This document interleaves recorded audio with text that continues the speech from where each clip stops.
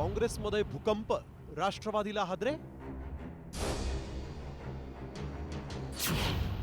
भाजपनं पवारांना पुन्हा घेरलं. सुळेंसोबत दादांनाही गाठलं खिंडीत. 2024च्या लोकसभेतील पराभव जिव्हारी लागल्यानं भाजपनं 4 वर्ष आधीच 2029च्या निवडणुकांची तयारी सुरू केली.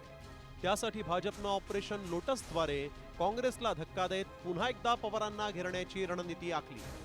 भोरच्या संग्राम थोपटेनंतर काँग्रेस जिल्हा अध्यक्षपदाचा राजीनामा देत संजय जगताप 17 जुलै रोजी हाती कमळ घेणार असल्याची माहिती समोर येते. भाजपनं आधीपासूनच शरद पवारांचा बालेकिल्ला भेदण्यासाठी जोर लावला होता. खुद्द सुनेत्रा पवारांना सुप्रिया सुळेंच्या विरोधात उभं करूनही बारामती काही जिंकता आली नाही.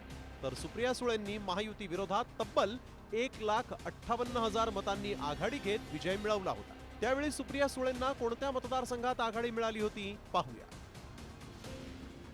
अजित पवारांच्या बारामतीत सुप्रिया सुळेंना 47,000 मतांची आघाडी. इंदापुरात सुळेंना 25,000 मतांचं लीड. दौंड मतदारसंघात 26,000 मतांची आघाडी. पुरंदरमध्ये सुप्रिया सुळेंना 35,000 मतांची आघाडी. भोर मतदारसंघातून सुळेंना तब्बल 43,000 मतांचं लीड. खडकवासला वगळता इतर सर्वच मतदारसंघात सुप्रिया सुळेंना लीड मिळालं होतं.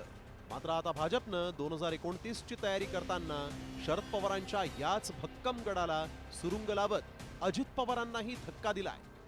सुळेंना मोठं लीड देणाऱ्या थोपटेंचा भाजपमध्ये प्रवेश. पुरंदर हवेलीचे संजय जगताप भाजपच्या गळाला. दत्ता भरणेंना शह देण्यासाठी प्रवीण मानेंचा भाजपात प्रवेश. खडकवासला आणि दौंडमध्ये भाजपचे आमदार आहेत.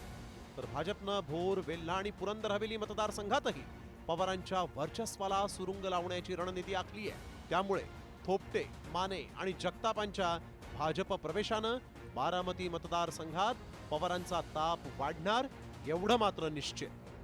सागर आव्हाडसह ब्युरो रिपोर्ट, साम टीव्ही न्यूज, पुणे.